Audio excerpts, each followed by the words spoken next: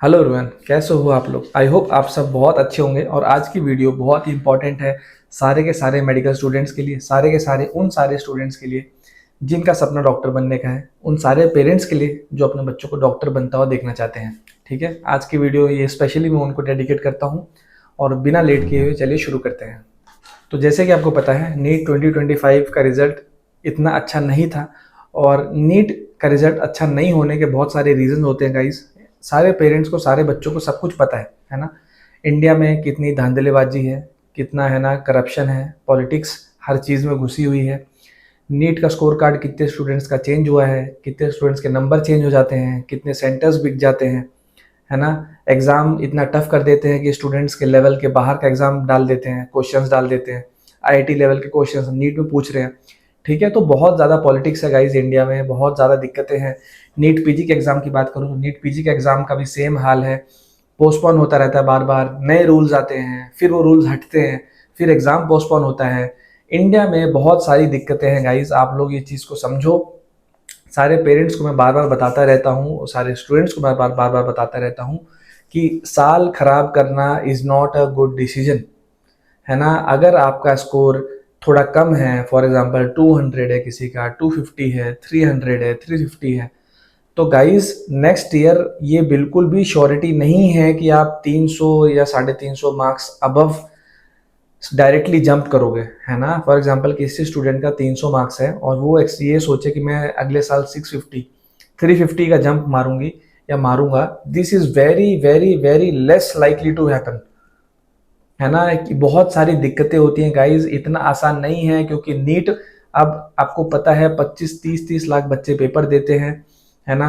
Government ये जानबूझ के करती है, पेपर को इतना टफ बनाती है, ये जानबूझ के किया जाता है ना। हर साल आप अपना एक साल वेस्ट मत करो, टाइम वापस नहीं आता है। मैं आपको लोगों को बार बार बता चुका हूँ। प्लीज एफएमजीई से आप लोग क्यों डरते हो इतना। एफएमजीई एग्जाम बहुत ही इजी एग्जाम है।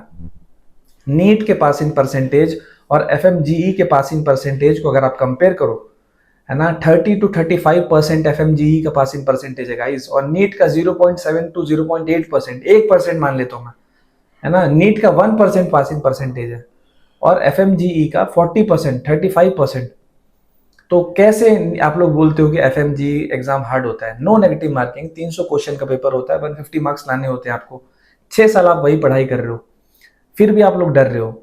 इंडिया से 1/3 कॉस्ट में आप अपनी एमबीबीएस कंप्लीट कर सकते हो। इंडिया से अच्छे कैंपस में, अच्छे लोगों के बीच में, अच्छी फैसिलिटीज़ के साथ, अच्छे क्लिनिकल एक्सपीरियंस के साथ, जो एक्सपीरियंस, जो एक्सपोजर आपको अब्रॉड मिलता है वो आपको इंडिया में नहीं मिल सकता प्राइवेट कॉलेजेस में।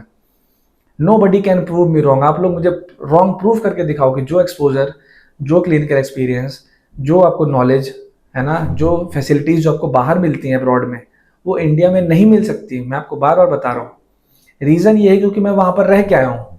जितने भी लोग हैं ये जो बोल रहे हैं एमबीबीएस अब्रॉड करने मत जाओ, एमबीबीएस अब्रॉड करने मत जाओ, क्यों नहीं जाओ, है ना। एक वैलिड रीज़न तो बताओ आप, है ना, कि क्यों नहीं जाना चाहिए एमबीबीएस अब्रॉड करने। आप लोग बोलते हो 6 साल लगते हैं, साल खराब होता है, टाइम खराब होता है। इंडिया में 5.5 साल का है, बाहर 6 साल की डिग्री है, फिर इंडिया आने के बाद 1 साल इंटर्नशिप करनी होती है। तो नीट में भी तो आप 2 से 3 साल खराब करते हो अपने, है ना। नीट में भी तो आप 2-3 साल अपने आपने खराब कर दिए, वो आप काउंट नहीं करते हो, है ना। लेकिन 5.5 साल का कोर्स अब्रॉड में 6.5 में कंप्लीट हो रहा है अगर, तो आप वहां काउंट करते हो कि अरे 1 साल बढ़ रहा है मेरा, है ना। तो अगर आप ऐसा कंपैरिजन ही कर रहे हो तो फिर बराबर का कंपैरिजन करो। ठीक है, तो मैं जितने भी स्टूडेंट्स हैं, जितने भी पेरेंट्स हैं, सबको ये बार बार समझा रहा हूँ कि 1 साल बढ़ने से लाइफ में कुछ भी मेजर डिफरेंस नहीं आता है ना। अगर आप इंडिया में 1 करोड़ दे के एमबीबीएस कर रहे हो और एमबीबीएस अब्रॉड से आप 40 लाख में एमबीबीएस करके आ रहे हो, 50 लाख में करके आ रहे हो, चलो मान लेता हूँ मैं, ठीक है। तो आपने 50 लाख बचा लिए। 1 साल में आप 50 लाख कमा सकते हो क्या? आप अर्न कर सकते हो क्या 1 साल में 50 लैक्स? नहीं कर सकते हो आप अर्न, है ना। तो आपने 1 साल के बदले आपने सेव क्या किया, आप वो देखो, है ना। कोई भी स्टूडेंट अगर ये सोचता है कि मैंने 1 साल अब मेरे को बचाना, मैं इंडिया में कर लेता हूँ, तो 1 साल में आप 50 लाख एक्स्ट्रा स्पेंड भी कर रहे हो और जो फैसिलिटीज, जो एक्सपोजर आपको मिलना चाहिए वो भी नहीं मिलता है। ठीक है, टॉक्सिसिटी कितनी है इंडिया में मेडिकल कॉलेजेस में, ये आपको पता है।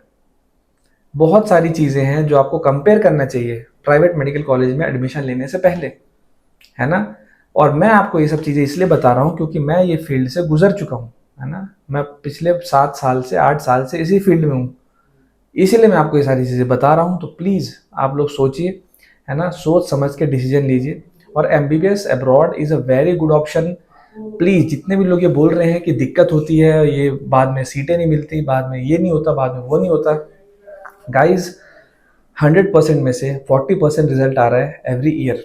ठीक है, 40% result is a very good result according to me. 35-40 हज़ार बच्चे तो एग्ज़ाम देते हैं यार, है ना। 35-40 लाख बच्चे थोड़ी एग्ज़ाम दे रहे हैं, 35-40 हज़ार बच्चे एग्ज़ाम देते हैं सिर्फ। ठीक है, और अगर आप मेहनत करते हो, सबके गोल्स अलग होते हैं लाइफ में। किसी को इंडिया आना होता है, किसी को इंडिया नहीं आना होता है, किसी को दूसरे कंट्री जाना होता है। So you can not compare, है ना। आप अपना गोल देखो, आप अपना एम देखो, उसके अकॉर्डिंग आप मेहनत करो। मेहनत अगर आप करोगे, आप 6 साल मेहनत करोगे, अच्छी पढ़ाई करोगे, क्यों नहीं निकलेगा आपका एफएमजी एग्जाम, है ना। रीज़न क्या है? तो डरने का इसमें कोई रीज़न ही नहीं है गाइज। मैं वहाँ पर 6 साल पढ़ के आया, मैं भी बहुत डरता था एफएमजी एग्जाम से, लेकिन मैंने अपना एग्जाम फर्स्ट अटेम्प्ट में क्लियर किया, मेहनत करके। तो आप भी कर सकते हो। ठीक है, कोई भी बहुत बड़ी दिक्कत नहीं है गाइज। जितने पेरेंट्स को ये लगता है कि अपने बच्चों को बाहर भेज देंगे तो फिर इंडिया आने के बाद उसका एग्जाम नहीं निकलेगा और या फिर सेफ्टी नहीं है वहाँ पे, तो ऐसा कुछ भी नहीं है गाइज। बहुत ही सेफ। कुछ रीज़न है, इंडिया के जो बेस्ट डॉक्टर्स हैं वो इंडिया छोड़ के जा चुके हैं। कुछ रीज़न है, इंडिया के जो बेस्ट इंजीनियर्स हैं वो इंडिया छोड़ के जा चुके हैं। ठीक है, जो कुछ रीज़न है, जो इंडिया के बेस्ट साइंटिस्ट है वो इंडिया छोड़ के जा चुके हैं। कुछ रीज़न है इस चीज़ के पीछे।